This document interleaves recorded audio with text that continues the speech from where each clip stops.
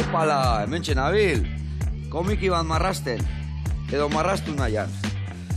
Begiratu lagunak. Ez dakit, marratxo hauekin, giozo egingoet. Denak elkartu, zerbait idatzi, txukun jarri, eta ea komiki bat egitea lortzen dudan. Ha!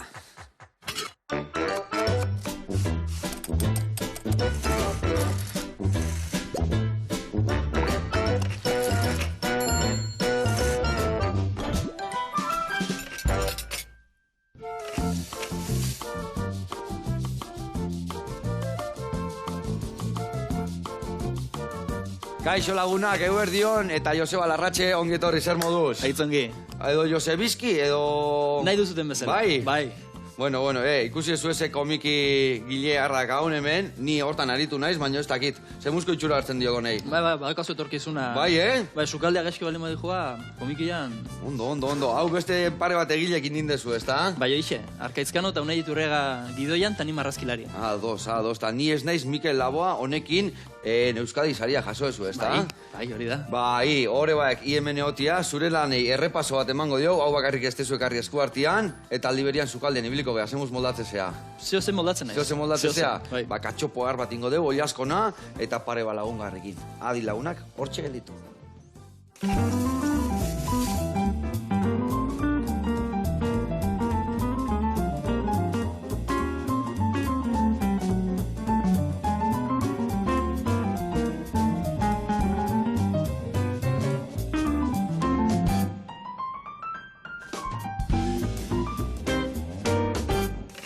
Bueno, lagunak, eta tokaio, garatuko izuet pausuz nundik noa ibiliko gehan, bale? Bueno, hemen inbehar deuna da, oi asko bularra dazkau, irik ingoitugu, igual loditxo gatzen bazaigu baten zanpatu, eta gero ingo deuna da krema bat gazta urdina, hemen dakau gazta krematua, aldula izan maskarpone bat, edo eusen gazta krematu, eta hemen gero dazkau intxaurrak.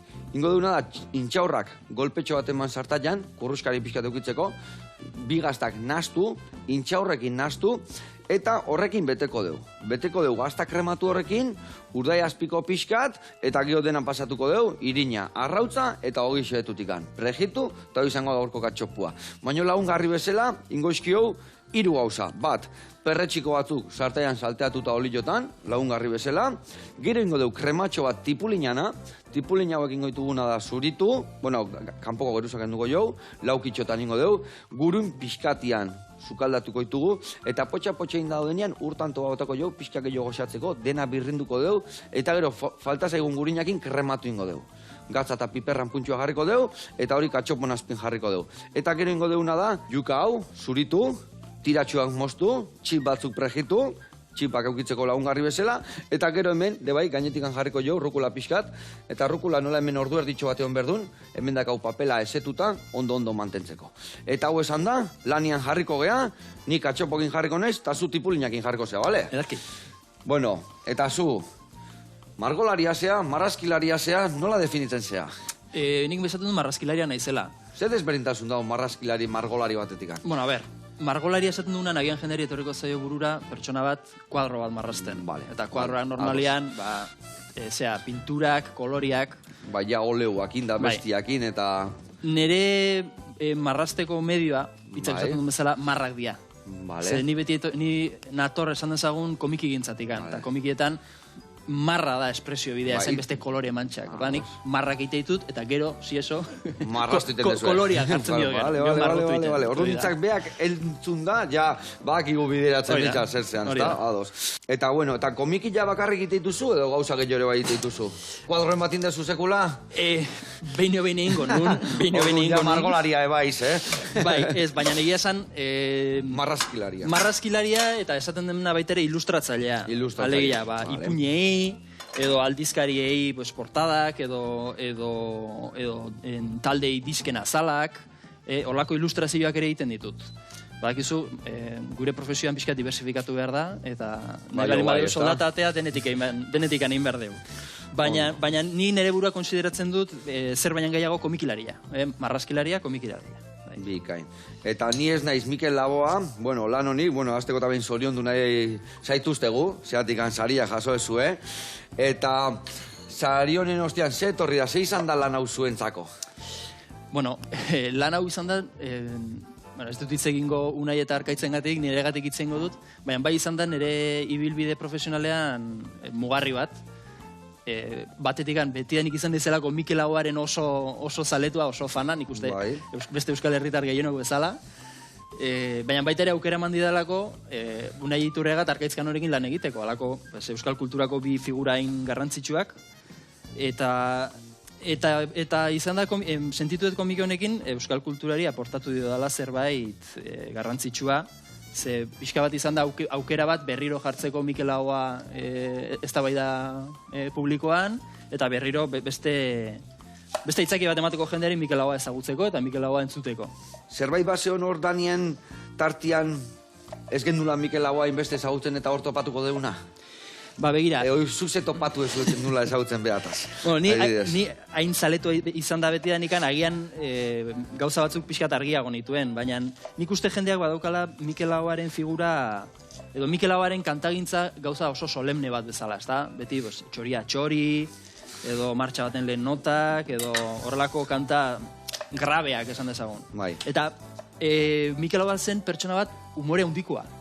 Eta asko gustatzen zitzaiona broma, eta asko gustatzen zitzaiona paliazokeria eta paliazoak eta klaunak eta gauza hauek. Eta bere kontzertutan, askotan ere egiten zuen, zera hori, bere pantomima horiek, eta ibiltzen zen pixka bat umore hori egiten. Eta nahi izan dugu komikira hori ekarri, ez bakarrikan alde solemnea, esaten nuen bezala. Baita ere pixko bat alde umoretxo hori, eta iruditzen zitzaigun komiki bat oso medio aproposa zela, baita ere umorea egiteko, eta gauza harinago bat kontatzeko. Historio horiek ateatzeko, ez da? Eta, orduan, zu guzti zenuna, baina umore gileagoa zan orduan, bea? Bai, bueno, nik enuen bera pertsonan ezagutzeko plazerra izan, pena hori daukat. Baina, bueno, agian balio izan di pixka bat komiki honek urbilago sentitzeko. Ez da, Mikel Laboa, pasa ditut 2 urte komiki hau marrasten, eta azkenean pixkat bihurtu zait pertsonaia familiako beste bat izango balitz bezala. 2 urte ontziate, dena hau idazten, Bai, bueno, marrasten. Lehen da bizi, txandaka egin dugu lana, hau nahiko gauza raroa da komiki gintzan, haiek idazten zuten txandaka kapitulo bat, eta nik enuen itxoiten dena komiki osoa idatzita egon arte, egiten nuen joaten nintzen marrasten kapitulo hori. Atalez atal. Atalez atal joaten ginen marrasten, ordan, haiek kapitulo bat idatzita ni marrasten jartzen nintzen, eta horrela pasagen itun pare bat urte. Bai. Eta, bueno, zenbat ataldazka, ose topatuko deu liburuan bertan? Bueno, liburuan saiatzen gara Mikel Laboaren bizitzari errepaso bat egiten, baina ez gara saiatzen izatea komikia horrelako lan zea bat.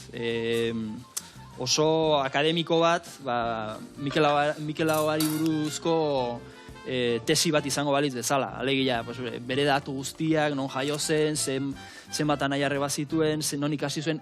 Hola, datu guztiak ez gara biltzen bereziki saiatzen. Gehiago saiatu gea egiten... Hori nahi duna Wikipedia sartzia, ez da? Bai. Eta ez Wikipedia bakarrikan. Mikel Laboaren emazteak, Marisol Bastidak idatzi zituen bere memoriak, eta da, guk liburu hori erabili dugu pixko bat zera bezala.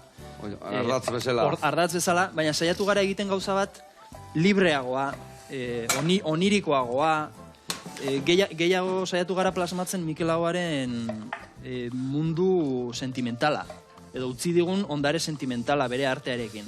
Eta, bueno, komikiak ematen ditu aukerak fantasiara joateko, egiten marrasten alditu, edo zer marrastu dezakezu, ez da pelikula batean bezala. Eta orduan saiatu gara, fantasiara eramaten komikia, ez hainbeste gauza realista bat egiten. Ire marrazkiak iten egon bitartian, zein da sartuituken fantasia horieko, ire ikutua emango, jon pixkat, ez da? Hombre, hori inevitablea da, beti pixka bat, ez dakite egiten duten marrazkilari guztiak, baina askok egingo dute, eta da, imaginatu, estena bat kalian gertatzen dela, eta fonduan jendia marraztu behar dezula. Nahi gabe astentzea fondoko pertsonaietan, sartzen lagunak, familiartekoak... Zure katua, txakurra, hor baten bat, ez da? Hori da, orduan, begi azkarra daukanak, edo ondo ezautzen dagoenak, gehien topatuko du kameoren bat, edo holako zehoze. Baina orduan, humore asko topatuko dugu bertan, ez da? Bai. Bai, eta nik agian, esatu izut, hori da jendeari gehien harritzen diona, nik uste, hasieratekan bertatekan, pixka bat, jendia txokatu eta gelditzea, komikia azten dugu western batekin. Izango balitz dezela oesteko pelikula bat, indioak eta bakeruak. Eta jartzen dugu Mikel Laboa hor, mando baten gainean, bere gitarrakin, eta gero azaltzen dira indiluak, xerifak, eta horako gauza guztiak. Eta ordan ja hortik pixka irakurlea deskolokatu itea. Eta nik uste ulertzen dula, bueno, komiki honetan zer gauza gertatu daiteke, ez da... ez da gauza serio egia. Eta ordan beste irakurketa mota bat bihurtzen da. Eta zer dago gehien bat oinarrituta? Komikiak beti mateu txikintzako daola bideratuta, baina kasu honetan ez da nola izango, txikiak Mikel Laboa ez du ezautuko asko, ez da? Bueno, badakizu hori da komikiak medio bezala... Botatzen hasiko gara, eta hori pikatzen zunean, gero dana botako jo, lasai. Dauka, zea hori, fama hori edo aurrentzako dela, ez da? Bai, hori lasai, jasoko nikoen. Eta gure gurasoen garaian, Kapitan Trueno eta movida guzti hauek, baziren aurrentzako zea bat, afizio bat, baina gila da, azkenengo 30-40 urtetan... Aurroi edanak helduak ingea eta jarraitzen du komikik nahi izaten igual, ez da? Eta are gehiago, komiki gutxi daude aurrentzako. Eta pena da, zen ustez oso instrumento polita da aurrei gauzak erakusteko eta horrela. Egia esan, hala ere komiki hau esango nuke, balio dula Mikel Laboa zalentzako, baina baita ere Mikel Laboa pixko bat deskubritzeko. Orduan, aurrek ez dakit, baina nera bentzako oso aproposa dela esango nuke baita ere, pixkat publiko guztientzako. Ona. Bueno, eta badakit, guantxe, erakusketa badakazuela martxan, ez da? Bai, hori da, zean, Okendon dakagu, Donostian, Okendoko kulturetxean, dakagu, komikila itzaki hartuta, Mikel Laboari buruzko erakusketa. Eta daukagu esatezunean, zer da, zue hiru horren artian dakazue, edo zenen artian dakazue montatuta historia hori? Bueno, egia esan ez genuen guk montatu, hau, Koma zerbitzu kulturalak antolatutako erakusketa bada. Bai. Baina oinarri hartuta daka gure komikila. Orduan, erakusten diren irudi gehienak eta horrela, gure komikitikan ateata dira. Baina esate dizut, gehiago da, itzakia bat Mikel Laboa zitzeiteko gure komikia, eta ez da bakarrikan gure komikia erakusten, gauza gehiago erakusten dira. Eta bertara juteko, junda irikita otea, sarrerak behar dira, okupoa da, nola dijoa? Ez, librea da, zera, kulturetxea irekita dagon ordutan, ikusi daiteke problemari gabe erakusketa. Bueno, guantxe jakin goitugu beste lanak, guantxe voltatuko gea, baina bitartean jungo geana da erreportai bat ikustea, ados? Osondo.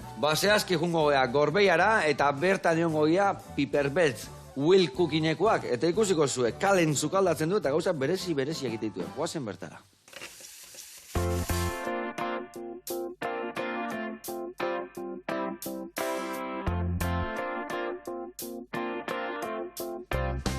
Kaixo, eguerdion, Dani eta Iker gara. Kaixo. Piper Beltzen kidea gara eta gaur Gorbei aldera etorri gara gure proiektua erakusteko.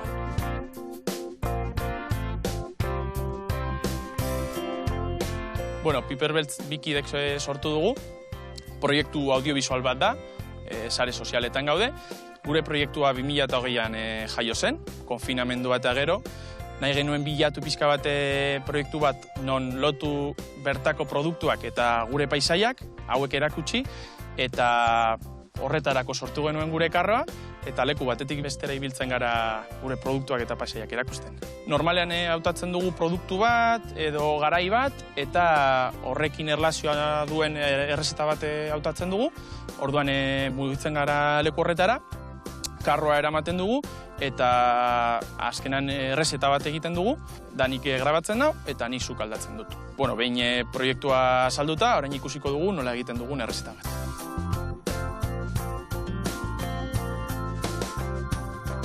Bueno, beti azten gara horrela, kokatzen ditugu osagai guztiak gure piperkarroaren gainean, eta Danik ateratzen dizkio argazkiak. Pizka bat antolatzen ditugu, eta behin antolatuta eta argazkiak aterata, azten gara gure bideoa grabatzen. Gaurko arrezeta, perretxiko katxopo batzuk izango dira, gazta saltsa batekin. Beti Danik oso naturzaleak izan gara, horretaz gain asko gustatu zaigu beti sukaldatzea eta jatea batez ere. Orduan konfinamendutik atera bezain laster esan genuen, zer sortu behar dugu, non sukaldatu dezakegun, grabatu dezakegun, eta gero disfrutatu dezakegun jaten. Orduan Piper Beltz sortu zen. Lehenik eta behin egingo duguna da perretxikoa pizka bat lehortu, bete. Normalean saiatzen gara errezeta sinpletxoak egiten, gure Piper Beltz tokearekin, baina bai, azken finean piperkarroa oso ondo dago, baina ez dauka laberik, ez dauzka gauza asko, ezta? Azkenean gure helburua da berez lekua erakustea, errezeta sinpleak egiten erakustea, gero sare sozialetan guztia agertzea. proiektu hau ere jaio da, pixka bat gure produktorei bizibilitatea emateko, bertako produktorekin kontaktuan egoten. Azkenengoan adibidez, Mekoletako azpigorri hauntzak dituzten hartzai batzuekin egon ginen, eta oso emaitza polita geratu zitzaigun. Asko gustatzen zaiguna da, normalen igotzen ditugunean gauzak, jendeak esaten digula, egin dut eta ondo geratu zait. Oso erreza izan zaite egitea, eta hori da gure helburua ere, ezta? Iristea jendeari. Hasiera batean, karro hau ez geneukan. Ibiltzen ginen pilo bat poltsekin, suak goiti bera eramaten, eta azkenean esan genuen, zeo zer behar dugu, leku batetik bestera mugitzeko, eta edonon sukaldatzeko. Eta sortu zen, ipirkarroa. Aitarekin batera ebili egin hor pertsatzen, eta azkenean hau batera zan, egia zan asko errestu dizkigu gauzak, eta, polita da gainera. Azken aldian sortu ditugu gure sudaderak eta kamisetak, eta posi gaude nola geratu diren, hau da diseinu bat eta hau bestea, eta nahi baduzue hauetako bat, gure sare sozialetan, eskatu.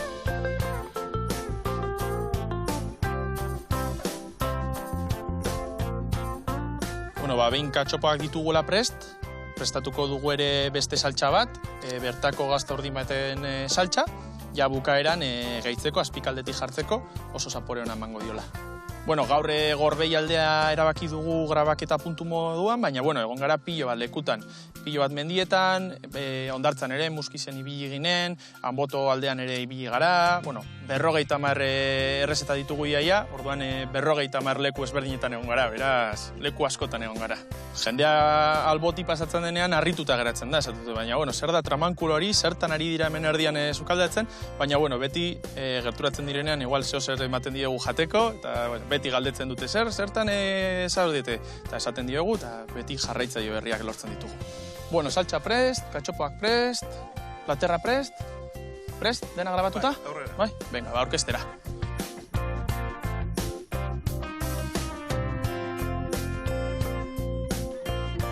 Behin grabaketa eta errezeta bukatuta, satirik politena geratzen zaigu, dastaketarena, gure sare sozialetan itxaroten zaituztegu, abildua Piperbeltz, beraz, hurrengora arte. Aupa Daniel eta aupa Iker, ze leku eharrak, ze paraje eta ze errezeta goxuak, ea egunen baten etortze izaten gugana sukaldatzea eta gartzen zuen honea parajia guk hementxe dakau, bale? Bezarka handi bat eta jarraitu hortan, gugorian jarraitu behar dugu. Hementxe dakau, tipulina goxatzen gurinetan, eta hemen indetena da, nik jatea ditut hemen intxaurrak eta ingo ditugu gaztak indan astu eta gatxopo prestatzen jungo naiz. Eta zu jungo zea perretxiko hauek txikitzen salteatzeko, bale? Inberdezuna da, hauexek, behitu, hola soltatzen ditu nik. Hartzen zuzu eta tiratxok ateatzen dira. Eta hauek tiretan. Gero hauek, txapeltxoak ateako ditugu, hola semoztuta txapeltxoak utzi, eta hau, nahazu lauki txikitan, bale? Eta gero dana salteatuko dugu, sartaia hundian. Eta esan bezala, nik jungo naizena da, barruko gazta urdin krematua prestatzen, intxaurrekin, eta montaia egiten. Eta aldi berian, junbi hartzea kontatzen, zer dakasun guantxe eskuartian, esan dezu beti dakazula zerbait eskuartian, igual gauza bat baino gehiago, ez da? Bai.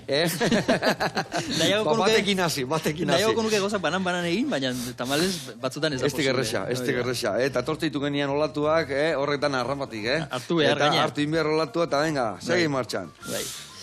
Kontau, zerrekin zaude hola, ze proiektu potolo dakazu eskuartian guantxe? Ari gara prestatzen, oraingoan beste gidoilari batekin, agian hau zautuko zera Sisko Urmeneta, gidoilaria, marrazkilari bezala famatu dagoa, baina ari gara elkarrekin prestatzen lehenagotikan hasia daukagun komiki zail bat, kasuntan komiki zail bada, eta hau da, basolatik berri honik ez. Basolatik? Basola deitzen diogu zeari, Iratiko janean dagoen hor Baizetako arma fabrika zarra, basoko ola bat, eta bakizute, arma fabrika hori izan zen oso toki klabea, importantea, hainbat gerratan, eta hainbat fakzio nahi izan zuten beretzako hartu, eta puntu estrategiko interesgarria guan, eta suntxitu eta berregin, eta berriro suntxitu, eta gaur egun dago dena desein da, ez da? Eta gu komikian egiten duguna da, pixka bat, esplikazio bat eman, fantastikoa, nola iritsi den gaur egun dagoen egoera horretara. hau, zea da, Xabiroi komiki aldizkarirako egindako komiki sail bat. Vale. Hau da ikastolen elkarteak kaleratzen duen komiki aldizkaria. Eta orduan joaten gara historia kontatzen txandaka, kapituloka, eta ja, historia osoa egina daunean, ateatzen dugu album formatuan, liburu bat ezala. Eta hau, duela pare bat urte atera genuen lehenengo albuma, eta jari gara prestatzen bigarren sailarekin hasteko. Lehenengoa erdiaroan girotu baldin bagenuen, oaingoa karlistadetan. Aurreatzen zuazten, ondo. Eta Xabiroi aldizkaria, berezia da zuentzako, ez da? Bai. Zuretzako behintzat. Bai, nik esango nuke Euskal Herriko komiki marrazkilerentzako dela aldizkari klabe bat. Bai. Ze da, modu duin bat komikiak marrazteko. Ez da, komikiak egitea da gauza bat eskatzen dula denbora asko. Bai. Ez hainbeste medio materialak, gehiago da denbora eskatzen du. Eta bakizute autonomoentzako... medio materiala zergatik ganez, zatik hori boligrafo batekin eta papelakin aurra ditezu, ez da? Egia esan... denbora, azkenian marrazkiak da batzutan emateu ez dakit. Pertsona horiek errepikatu dituzu, baina danak berri inberdia, ez da? Marrazki danak behin da berriz, ez da? Ez hor dago komikilari baten habilidadearen gakotariko bat. Zuk marrazte balen duzu, bineta bakoitzean, pertsonaia bera modu diferentetan, jendeak konfunditu ingo eta esango. Baina hau nor da, hau esaltzen. Importantea da marrazkilari batek, komikilari batek, pertsonaia bera ondo marraztu elizatea behin eta berriro berdin. Da, esatuzu, ze aspergarria, baina ez dalen bauzu horrela egiten, ez du funtzionatzen. Eta zesan behar nizun, adibidez, hori, ezin da digitalizau eta zeo zein da zuk behintzat hau aldao, belarri aldao eta zeo zein da ez inberra danak, hori bai guztau ite zaizuen margatzen ibiltzia. A ber, denetik dago pixko bat. Badaude komiki batzuk egiten direna pixko bat, esaten duzun bezala, marioneta batzuk behinta berriro errepikatuta. Marioneta bea, postura aldatu, eta ja. Baina pixka bat daukagunok amor propio. Bai.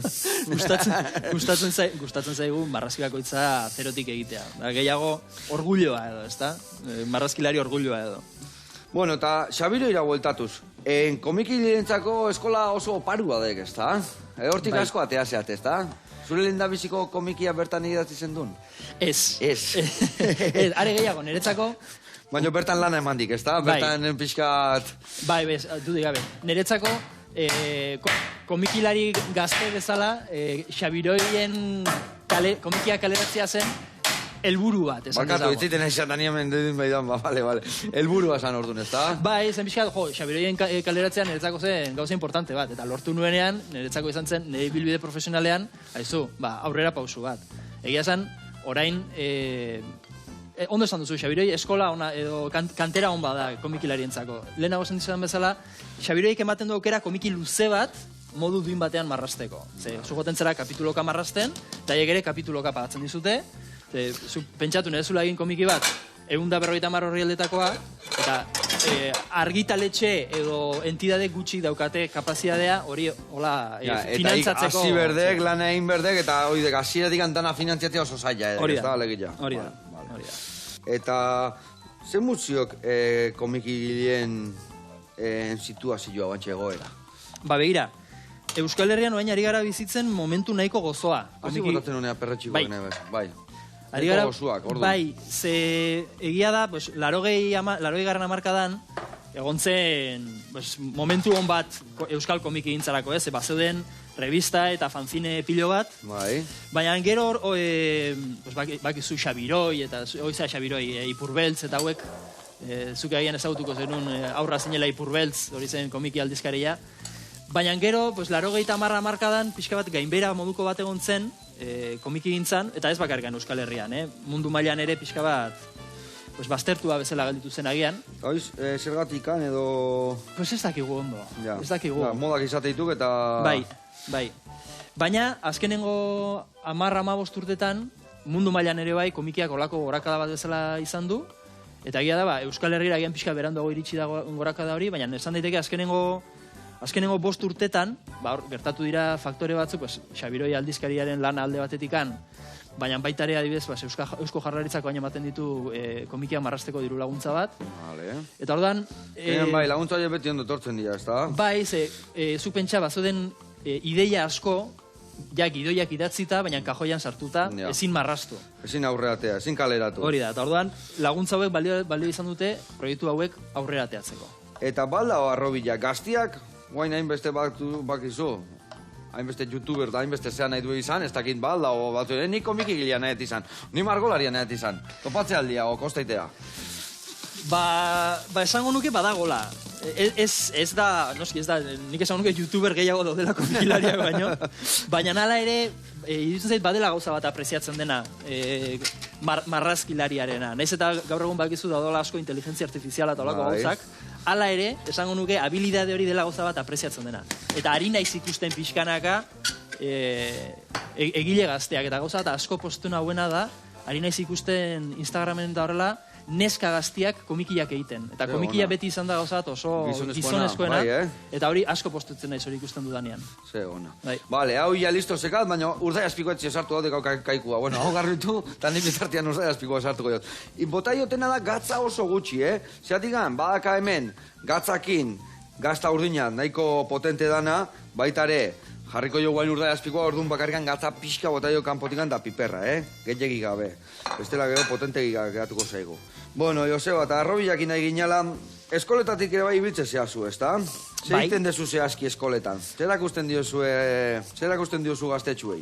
Ba, begira, zaitzen naiz bi gauza egiten ikastoletan. Batetik, komikiak nola egiten diren esplikatu eta horrela, baina beste alde batetik baita ere saiatu aurrei eredu bat ematen. Nik enuen ikasi arte ederrak egolako zerbait, ikasi nuen arkitektura. Eta beti esaten dut, agian etorri izan balitzait, nik 12-13 urte nitula ikastolara, edo Asisko Urmeneta, edo Antxon Olariaga, edo autako komikilari bat, txarla bat ematea. Guain dazkan aukerak daulako, Niretzako adina horrekin marrazkilaria etzen profesio bat, zen afizio bat. Guretzan etortzen pelotari bat erakustea pelotaia izatea kasula, edo arraunlari bat arraunlari izatea kasula, eta... Ba, zeuden, baina beti izate zizuen, zoze ikasi, hori oso zaila da horti bizitzia, ez aldala. Baina alda lortu, ez da? Norbait izan behar da, oitako bat. Baitare.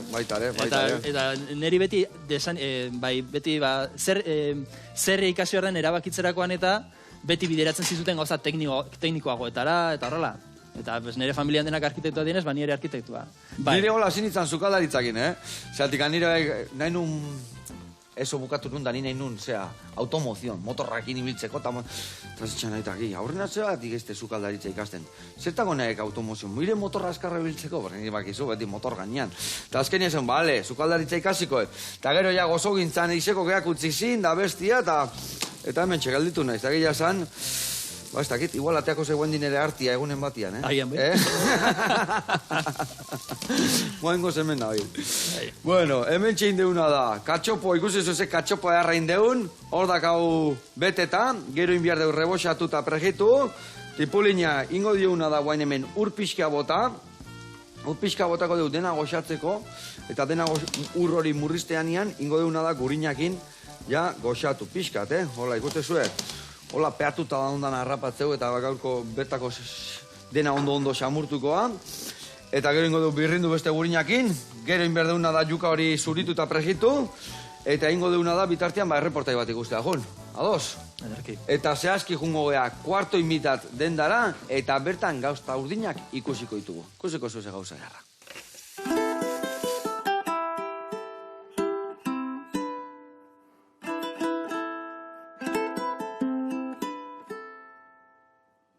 Kaixo Joseba, eguerdion.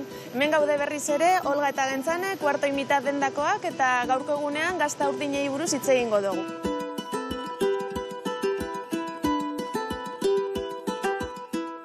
Bueno, hemen ikusten duzuen bezala, 6 gazta urdin mota jarri dugu, aurrean.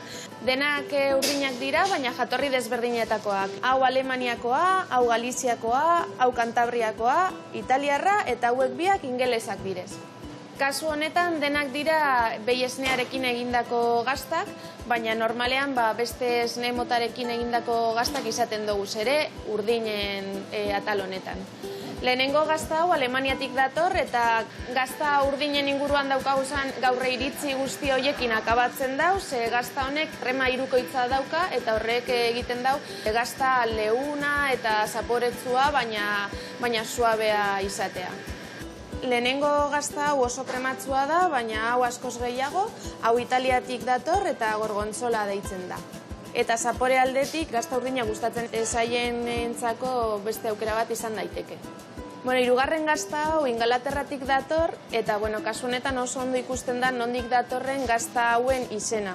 Eta da, marra urdin hauetatik, lisuna agertzen den marra hauetatik.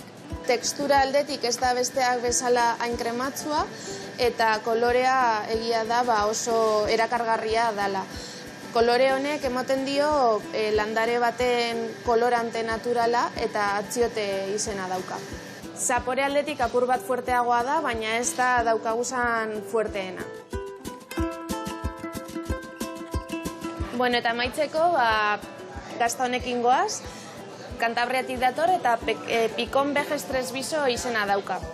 Oso zaporetsua da, oso intensoa eta krematsua izan arren, guzti hauetatik fuerteena da. Eta zerekin uztartzen direz gazta mota hauek, aproposenak adibidez gure aldetik, stout motatako garagardo artizauekin, ardo zuri dultze batekin, edo Urdaibaien ekoiztutako ardo berezi honekin.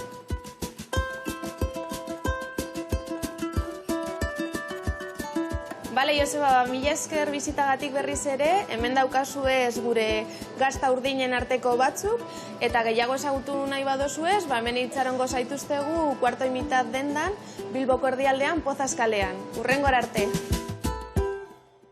Haupa Gentzane eta haupa Olga. Aia, nina izen sagutxuak ine gazta horiek, Ze gauza ona, ze itxura, pena ezin daztatu izan da. Aia, pasatu berko geha bertatikan, eta beste gabe, gurian jarraitu bihar deu. Hemen indeuna da, baitu irina jarri dugu hemen arrautzak irabiatuko ditugu, hemen dakau ogixetua, panko dala kasu honetan, baitu, pixkak loixagua, hola kurruskario gelditzeala. Eta hemen indeuna da, baitu, murriztu zaigu, bota deunura, pixka gehiago botako jot, erresago ibiltzeko birrintzen, eta nola gero berrio kasuelan jarriko deu, gio murriztu behar bau pixka gehiago, murriztuko deu. Baina ikusi zazuela, tipulina zeitxurakin daun, Horringo jokena, Joseba, hori, oidek, sartuko zugontzinan bertan, mingainakin laguntzen, erresago ibiliko zehala, gero birrindu eta iragatzi ingo deu, bale? Eta botako jozu gurina, behin birrinduta geho, nabazu zuzenian hemen. Zuzenian. Bai, zuzenian geho hemen bota, eta denak krematu, geho gatzan da biberran puntua jarriko jo, bale? Primeran. Venga, hoi zure kontu, hau mentxutzuko deu, hauek hemen daude huelta eta huelta, itxura erra hartzen, hau ere gatza eta piperran puntua jarriko jo, eta hain bihar deuna da, bestalde, olioa berotzen jarri geho juka pregitzeko, eta mingainai jarraitu ematen. Hemen inbehar deuna da, jukantzako jarri olioa, bale. Bueno, komiki batek, nola hasten da? Lehendabizin marrazkikin pertsona egite dituzu, gidoi bat egon behar du hasteko oinarria, eta gidoi hori ukita nola hasten zea, kontatu pixka nola da dinamika. Normalean ez, komikiak hasten dira, gidoi batekin hasten dira. Gidoi batekin hasten dira. Nik normalean gidoilariakin egiten du lan, baina behin gidoia eginda dagola, niri gustatzen zait hastea estetika bat bilatzen. Niretzako ez du balio, balio dezake. Badaude marrazkilari batzuk, edo zein historia modu oso antzekotara marrazten dutela, baina niri gustatzen zait, historia mota bakoitzari bere itxura topatzea. Ordan, egiten dudana da, beti bilatzen ditut ereduak. Ni komikilaria baina lehenago izan ez komiki zalea. Orduan, komiki mordu... Maki zerren bila egun ze gustatzen zaiken, besta? Hori da, bilatzen ditut, gustatzen zaizkidan egileen artean estetikak, eta orduan, behin estetika bat aukeatuta, gero egiten dena da pertsonaiak, protagonistak eta diseinatu. Hori da, egian niri, prozesu guztitikan oberen pasatzen dudan partea. Egiten dituzu jeto guztiak... Orduan da, hori adibidez, gero gidoira harina junbertzezu esaten, hau jarri ziot, beste hau jarri ziot. Hori ja zure esku dago, segun zelan mota batzutan lagazizu irikillo, bestetan zeago, nola kudeatzen dezue hori. Hombre, hori da... Hemen beste sartaia pasaet eta hemen ningo deu katxopua, Bi sartai dana ez zitaiten sartzen da hemen. Bota, barkatu. Hor gertatzen da, bikote sortzaile bezain beste lan egiteko modu daude.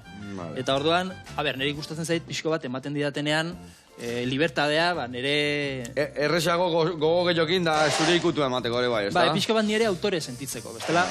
Bestela izango nintzen bakarrikan ejekutore bat edo, ez da, tekniko bat, eta nahi dut nire izan autore komikiarena. Eta adibidez, noiz bai tokatu zaizu bat aziratikan bukaeraino itia? Gidoilari lanakin, marrazki jarri, kolas egin danak... Osa, zun marrazki egiten azea, baina gero, ez dakit, pelikula o ipuñ hori edo gidoi hori plasmatzeko zenbat kolasetan jarri, nola jarri, ondo ulertu arazteko ere bai, ez da? Bueno, tori mingaino, bai. Bai, egin izan ditut, komiki laburrak eta horrelakoak nire gidoiarekin, alegia, zerotikan nik asmatutakoak. Bai. Baina esate dizut, azken boladan, suposatzen dut, editoreek eta horrela gehiago preziatzen dutela nire marrazkian, nire idazteko era baino, eta gehiago tokatu zait, pues hori, marrazkilari bezala ibiltzea. Baina egia esan, nahiko nuke, aurrera begira, zerotikan historiaren ikasmatutako komikiren bat egin nahiko nuke. Seguro indada kasula eta ez tezula kaleratu, ose, ez da? Ideiak baditu. Gero egiteak eskatzen du denbora gehiago. Eta zen motatako komikian bila jungo zea, ez dakit? Zubaizea irribarreite horietakoa, edo drama edo zer... Egia esan, mota guztetako gustatzen zaizkit, baina onartu behar dut, nire genero kutxuna bai komikitan eta bai zineman eta literaturan beti izan dela zientzia fikzioa. Bai, Bai, nire jartzen diazu Alienen pelikula bat edo Blade Runner edautako bat, eta hori da gehien gustatzen zaidana. Ona. Eta ereduak zein izan dira zuretzako? Zein da komikile maitatuena zuretzako? Ba, izan ditut nik uste nire bizitzan zehar etapa bakoitzean eredu diferente bat.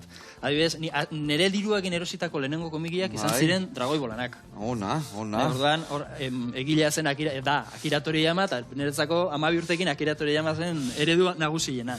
Baina gero, nagusitzen junala, deskubritu nituen Moebius, edo nizer dakit, Mike Mignola. Nundarrak dira, nunda komikile potentienak edo, nundik handatorrau? Pues begira, 3 merkatu handi daude munduan. Eta dira, Japonia, Europan batez ere Frantzia, eta Estatu Batuak. Eta beti esaten da 3 merkatoiek, Frantzia eta Belgika, Franco-Belga. Eta gu ze kontsumitu dugu gehien 3 horietatikan? Pues, esango nuke, Euskal Herrian gehien konsumitu dena historikoki, izan dela... Goku Nobita eta Doraemon da horiek desente, hori Japoniatik handatoz. Begi telebistan. Eta gaenak handik handatoz. Zu guain zuritu jazu pixkat, eta gero, behin zurituta donean tiratxo batzuk hartu bertan pragitzeko, bale? Horiek telebistan, marrazkitan, baina komikitan, alegia, liburu forman, hemen gehien konsumitu izan dena izan da Mortadelo eta Filemon. Eta horiek bere balioa ere onartu behartzaie. Baina azkenengo urteetan nik esango nuke batez ere gaztei gehien gustatzen zaiena Japoneko komikia, manga da. Eta nik onartu behar den nik ere nire gaztaro guztian xoxaka horruzten ditun. Bai, badute zerbait japonesa. Eta ahi aldia xoxo jo gueltan etortzen, komik egiten, ose? Txirriki txarraka. Zeo zer. Eta egia esan, sariek eta horrelako gauzek laguntzen dute. Ez da lanbide erraza, ez da lanbide... Zenbat komiki lari zaudete adibidez Euskal Herri mailan? Hombre, horra buruz ezingo nizuke esan, baina suposatzen dut Xabiroi komiki aldizkarian 15-20 marrazkilari horrela tarteka ibiliko diala, eta hortatik kanpo egongo dira. Baina gauza bat da igual komiki egiten ibiltzen dianak edo benetan hori bere ogibidia dana, ez da? Ba begira, normalean komikian marrazten dituena da bere ogibidea delako, Zera, hainbeste denbora eskatzen duen gauza bada. Ba, ezin dezula beste gauza askoz gehiotan ibili, ez da? Badaude, egin izan dituzte komikiak, beste lanbidetan ibiltzen den jendeak, baina egiten dute bat, bi, baina askoz gehiago oso zaila da. Goatzea izire aurrenengo komikiataz? Bai. Bai, Gainera gordeta daukat eta ikastoletara juten naizenan erakusten dut. Bai, Bai, zeda, ikastolen elkarteak egindako komiki lehiaketa bateako eskatu ziguten komiki bat egitea, eta nintuen 9 urte. Bai, Eta egin nuen beti marrastu izan da txikitatik, baina ez dakizatean ez hitzean bururatu komiki da marrastea. Eta behartu gintuztenean hasi nintzen komikiak egiten, eta arezki hostikan ez dut utzi. Eta zertazi joan komiki hori? 9 urtekin marrastu nuen, eta gara hortan zertzeon moda... Zendezemiaz, ez gau antxe 9 urtetik jaten komiki batiko gai izango guan, baina, bueno. Seguro baietz. Seguro baietz, ideak asko bazka buruan behintzat. Nik egin nuen komikia gara hortan zertzeon modan, Jurassic Park atea berri zen. Bai, ole. Eta orduan egin nuen Joseba Park. Joseba Park? Eta ze animalizo den parke hortan, Tiranosaurusak. Beituzak, en vez de hain dana zuritu? Parte bat. Oide, guain emendikan jute izola, Gaia, txipak ateatzen jutez, bale? Eta hau prejituko izkiagola txuri-txuri, bale? Tiranosaurusak, ze gehiago esan dek, ze gehiago topatuko gentu. Tiranosaurusak, brontosaurusak... Brontosaurusak, onda. Pero diplodocus, ez dakit. Txikitan tenan, ekizkin buruz. Eta zuka rapatzen ditun, behaiek zuri jatezi zuen, o nola bukatzen zuen? Haiek ni jaten ninduten. Bai, Bastante makabro ateatzitzetan komikia. Onda. Eta hala ere, konkurso hori irabazirun, eta nik uste horrek animatu nindula komikia marrazen jarraitzea. Osea, irabazi nintzen nun gainea, Bai. Eta gila esan bai, txikitako bultzada horiek eta irabazte horiek eta hor pixka, bai, laguntze izue gero, bentsat, bai, ideia garbiago ukitzen, ez da? Bai, konturatzen zara, pues ez dela bakargan ama esaten dizuna ondo marrazte dezula. Eta ordan esan zu, bueno, pues agian... Agian badakit zerbait iten. Hori da. Ona, eta hori izan zen bultzaz izuna ja komikigilea izateko, baina hor gero geldiune bat ontzan, beti jarraitu ezu komik egiten edo marrasten edo zin izan da... Nik beti marrastu izan dut. Eta sartu nintzen arkitektura ikastera, baina nire burua izan... Arkitektuak ere bai marrastu inbiardu gaina, ez da? Bai. Eta horregatik sartu nintzen arkitektura ikastera. Nire burua izan nion, marrasten jakitea ondo datorkita arkitektura egiteko. Kontua da, arkitekturan ez dela bakarrik marrazketa, baita jakin behar duzu fisika, matematika... Eta beste gauza asko, ez da? Eta denetan ona izatea zaila da. Eta hor da, ni marrazketan ondo, baina arkitekturan fisikakin eta beti borroketan. Baina bai, karrera ikasten bitatan jarraitu nuen marrazten, jarraitu nuen nire publikaziotxoak egiten eta horrela, eta nire burua izan nion, en nula utzi behar marrazteari. Hori esan nion nire burua. Ondo inuan, porque hor batzutan despistatu ite gaitu, gero utzi tendek, gero ja beste ogibide bat hartzen dek, eta gero ja saiaek, ez da? Ustia, bueno, beti dago denbora, Beti dago denbora, baina ez da errexea izaten. Jende asko etortzen zait esaten, marraztea, banik txikitan marrazten nun, Eta ni beti esaten dut, deno marrazten dugu txikitan, kontua batzuk utzi iten diozutela marrazteari, nik enion utzi. Ondo inuan. A ber, Joseba, lagundu berdiak txipoiek ateatzen, bale? Jarriko izuten ben papela. Ederki. Bakizue beti prejituta dagoen guztia papela ateatzen badego hobeto dala. Eta jarriko izuten ben, igual buelta pare bat eman. Bai. Eta gero atera. Eta nik inberutena meite bai, buelta eman. Ze katxopo, Katxopo bihotza emate honek galanta. Nio, basi joak haure barroa. Venga, dana martxan. Ona, katxopo hori eman berdiuna da, minutu pare bat alde bakotxetik, Minutu pare bat. Bale, eta hau gero hau beste katxopo pixkatiteko, hemen utziko deu. Oso ondo, listo dakau, katxopo hori martxan, perretxiko ere bai. Bueno, eta hor esku hortian, leheno esan dut bezala, liburu gehiokin etorri zea, ez da? Bai. Zer dakau hor, mai gainean? Bueno, horrek arrezkizuet Mikel Abaren komikila, solati berrik nik ezen lehenengoa atea genuna, eta geho baitere ekarri dizuet Joan Amaiz, hori da, nik marraztu nuen, esan dezagun, lehendaiziko komiki luzea, badago formato bat esaten zaiona eleberri grafikoa, edo novela grafika, ez dakit entzuna duzuen, eta hori egin nuen beste gidoilari batekin, Jurre Ugarterekin, eta egin izan genuen, lortu genuelako, lehenago komentatu dizuedan, komikia marrazteko diru laguntza hauek, Eusko Jaurlaritzak ateatzen. Izan zen nahiko lan importantean eretzako. Zu jendea inola animatuko zenion, ze esango zenion, nundik anibili berdu, zein berdu laguntza horiek lortzeko, behaien trebesia hori aurrea emateko gaztetxuen, adibidez. Gaztei komiki munduan sartzeko beti ematen dieta aholku bat, eta da ez itxoiteko. Ez itxoiteko? Alegia, ez itxoiteko inorretortzea enkargo marabilloso batekin. Bai, etxian zai eseita, zaila gauzak etortzea, ez da? Hori da, alegia, haiek azteko haien komikiak egiten. Eta beti aholkatzen dieta azteko gauza txikilekin. Bai, ez da? Hori izaten da, akats osoikoa hasi berritan dela, bururatu zait, 200.000 horri aldetako komiki bat. 200.000. Aldatuzak buru, aldatuzak ideia, ez da? Hori da, hobeto duzu hasi, 10 horri aldeko batekin. Bai, nire aurrengo errezeta eta boa honak prestatu, ez da? Hasi tortilla frantzesa ondo iteen, Efectivamente. Vale.